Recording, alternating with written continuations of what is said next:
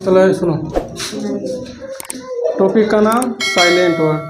ठीक, तो silent word का मतलब क्या होता है? इसका मतलब है नहीं, साइलेंट तो समझ रहे हैं। जैसे साइलेंट वर्ड इस पूरे टोटल वर्ड में छुपा एक क्या है? अक्षर है। ये पूरे वर्ड है। जैसे एक अक्षर कब तक है? जब सिंगल कोई चीज़ है तो तब तक वो अक्षर है। जब जैसे ग्रुप में, ठीक, जैसे 4 लोगों का ग्रुप है तो डायरेक्टली अगर किसी एक व्यक्ति को हमको उसको साइलेंट करना हो तो हम क्या करेंगे? डायरेक्ट बोल देंगे कि आप साइलेंट हो जाओ। पर्सनली एक की बात हुई। ठीक, यानी कोई भी ग्रुपिंग चीज़ हो उसमें से एक व्यक्ति को शांत करना ही साइलेंट वर्ड कहलाता है। यानी साइलेंट वर्ड का मतलब उसके बारे में ही हमें कुछ जानने की ज़रूरत नहीं है। साइलेंट का मतलब 10 लोग बोले एक नहीं बोलेगा, बस उसी को साइलेंट। अगर मान लो कोई चीज़ है, जैसे ऊपर वाले में क्या कॉमन है कि यदि किसके बाद, यदि ए के बाद, यदि ए के बाद एल वाई, इसको हम हटा देते हैं क्योंकि ये आगे लगा देते हैं। ठीक, एल वाई आए तो ये साइलेंट होता है। सुनो, जब अल्फ़ाबेट यानी पूरे, अगर इंग्लिश में देखा जाए तो अल्फ़ाबेट की पूरे इंग्लिश में अल्फ़ाबेट का जो है संख्या कितना है? कितना है? 26। अल्फ़ाबेट की संख्या 26 है। अब इसमें इन्हीं का रोल होता है एक वर्ड बनाने में। जब तक ये बिखरे हुए हैं तब तक क्या है? Alphabet A B C D E F. यानी 26 में से क्या कोई अदर, कोई अलग से कोई अक्षर आया इसमें? नहीं, सपोज को सारा अल्फ़ाबेट से ही आया है। जैसे हम किसी का नाम लिखते हैं तो अ से अज्ञा तक उन्हीं के बीच के अक्षर से ही तो नाम लिखा जाता है, ताकि कोई एक्स्ट्रा चीज़ आता है नहीं। तो ऐसे 26 अक्षर का ही काम होता है एक वर्ड को तैयार करना। किसका? एक वर्ड को तैयार करना। और पूरे वर्ड को तैयार करने के बाद एक इंग्लिश बनती है। वर्ड तब तक अब ये भी क्वेश्चन बनता है, वर्ड कब तक सफल नहीं हुआ, यानी तब तक उसमें से सेंस ना निकले, कोई कारण। जैसे मान लो alphabet A B C D है, ए देखो बी सी डी। अब इसको क्या पढ़ोगे? क्या है? सपोज कर है क्या? ये क्या इस समय तो अक्षर ही है, लेकिन चार है ना, इसमें 4 अक्षर है ना। लेकिन सपोज करो इसी में देख लो NIC, इससे क्या हुआ? यह वर्ड बन गया। क्यों? इसमें से सेंस निकल रहा है। नाइस में होता है अच्छा, लेकिन ABCD मतलब क्या होता है? कोई सेंस नहीं है। तो कभी भी वर्ड बनाते समय हमको क्या प्राप्त करना होगा? सेंस मिले, कोई और मतलब बने। आखिर इसको हम बुला कर यहाँ मतलब बता रहे हैं कि इससे क्या सेंस मिल रहा है, कि जो चीज़ दूर से नहीं नज़दीक से समझने में आसानी होता है, तो एक सेंस निकल रहा है। तो जब तक ABCD अलग अलग है, कोई सेंस ना निकले, तब तक उसको हम वर्ड नहीं मानेंगे। लेकिन इसमें से क्या सेंस निकल रहा है? देखो, आपको अभी भी देखो, सपोज करो एक वर्ड ये भी है,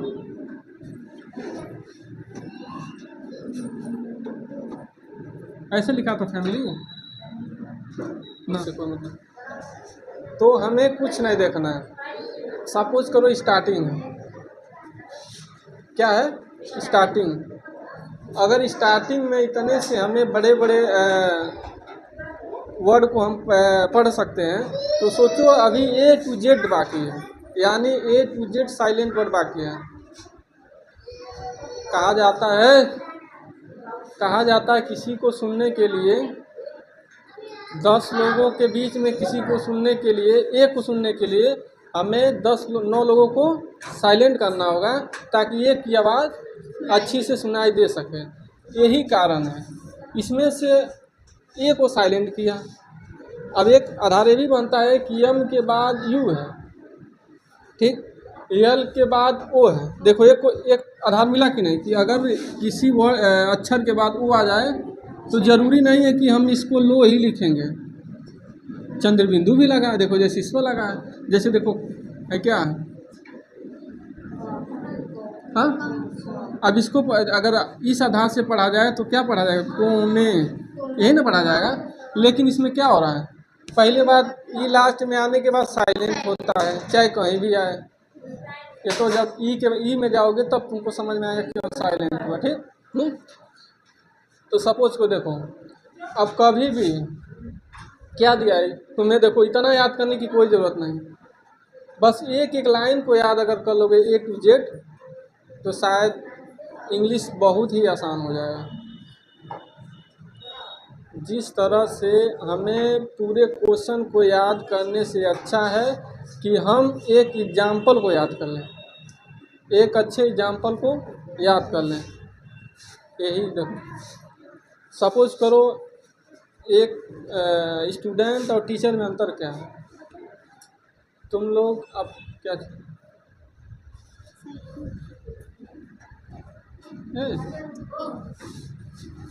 सुनो, क्या अंतर है। अंतर इस बात का है, तुम लोग किसी चीज़ पर प्रेशर देते हो, तुम याद करने के लिए प्रेशर दे रहे हो। अब प्रेशर देने से अगर मान लो इस रूम में कोई चीज़ रखना है, जब प्रेशर दोगे तो कहीं ना कहीं डैमेज होगा। देखो आसानी से उठा के रखना और ज़बरदस्ती से ढकेलना, नुकसान तो होगा ही। तो तुम लोग क्या करो, तुम लोग ढकेल नहीं रहे, तुम लोग ढकेल रहे हो। हम क्या कर रहे हैं, प्रेशर देने की कोई ज़रूरत नहीं। अभी यही तो उम्र है तुम्हें सीखने का। कहा जाता है बचपने में ऊर्जा अधिक होती है तो हम लोग समझने में बिता देते हैं, सारा समय समझने में उलझ जाते हैं। बुढ़ापे में समझने की क्षमता बढ़ती है तो ऊर्जा खत्म हो जाती है। अब एक बूढ़े को लास्ट में पता चला कि अगर हम कंधे पर कोई चीज़ रखें तो ज़्यादा ऊंचाई तक चढ़ सकते हैं, लेकिन उस समय उसके शरीर में ऊर्जा खत्म। सोच आ गई कि हम कंधे पर रख के आगे बढ़ सकते हैं, लेकिन ऊर्जा खत्म है।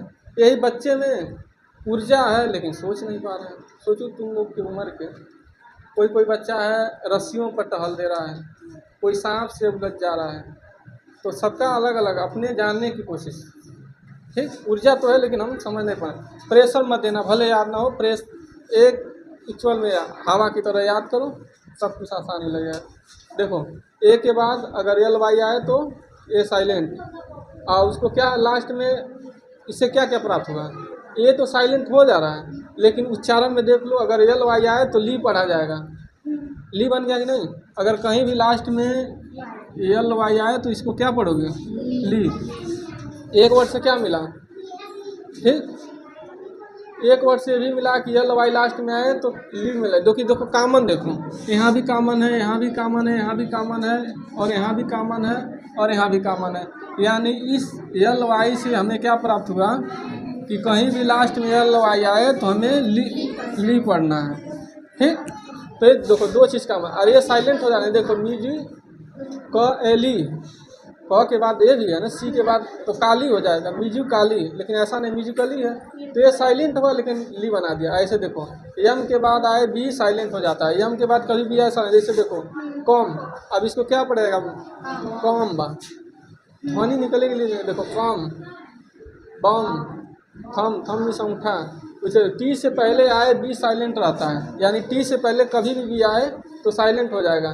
जैसे देखो डाउट, डेट, लेकिन देखो सेंस अलग मिलेगा। इस डेट का मतलब कुछ और है और उस डेट का मतलब कुछ और है, बस सेंस अलग, मतलब उसका मतलब अलग बन जाएगा, लेकिन बाकी सेम रहेगा। ठीक है।